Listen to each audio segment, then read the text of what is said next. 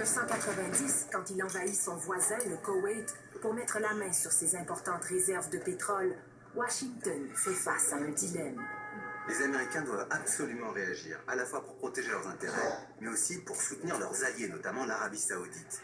Or, l'opinion américaine est très frileuse, elle a peur des interventions extérieures à cause du souvenir de la guerre du Vietnam.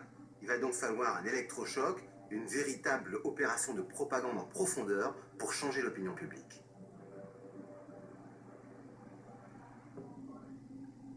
Cet électrochoc viendra du témoignage de cette jeune fille. While I was there, I saw the Iraqi soldiers coming to the hospital with guns. Naria, une jeune Koweïtienne, dit avoir vu d'horribles atrocités dans son pays. They took the babies out of the incubators. Took the incubators and left the children to die on the cold floor. It was horrifying. Le problème, c'est que la jeune Naria n'était pas au Koweït au moment de l'invasion. Elle n'a jamais vu de bébé mourir. En réalité, elle est la fille de l'ambassadeur du Koweït à Washington, et son témoignage a été inventé de toutes pièces.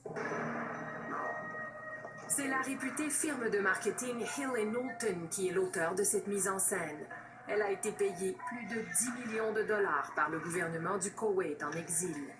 La firme Hill & Knowlton comprend que tous les moyens sont bons. Elle organise des manifestations publiques et répand même l'idée que Saddam Hussein est la copie conforme d'Hitler.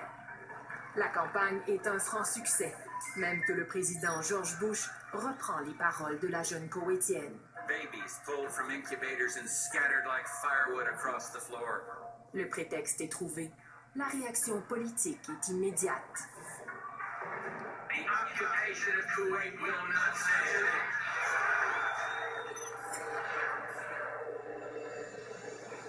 À Bagdad, Saddam Hussein prépare le peuple à la guerre et distribue des armes à toute la population, même aux enfants. Ammar Saïb a 14 ans à l'époque. Sa famille s'oppose à la dictature de Saddam, mais par peur de représailles, elle n'ose pas l'exprimer ouvertement. Ammar est quand même fier de recevoir sa propre mitraillette et un masque à gaz pour défendre les rues de Bagdad. J'ai été surpris de l'attitude de mon père quand il a vu mon arme et mon masque. Il m'a dit que cette arme était dangereuse, qu'elle pouvait causer la mort de quelqu'un. Il m'a demandé de la ranger et de ne pas l'utiliser. À ce moment-là, j'ai eu peur. J'étais bien loin de l'école. On se préparait à la guerre.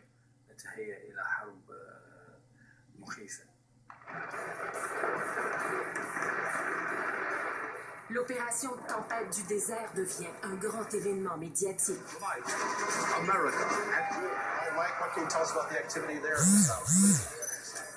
CNN, la nouvelle chaîne d'information continue, change complètement la manière de couvrir une guerre.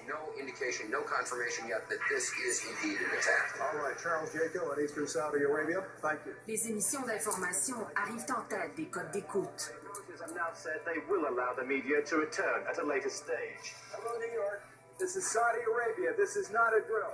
Des journalistes comme le Canadien Arthur Kent de la chaîne NBC deviennent instantanément des vedettes. Les journalistes n'ont pas la même liberté qu'ils avaient au Vietnam. Ils ne sont même pas admis sur le terrain. Ils couvrent l'événement à partir de salles de conférence en Arabie Saoudite et ont droit surtout à des images fournies ou contrôlées par l'armée.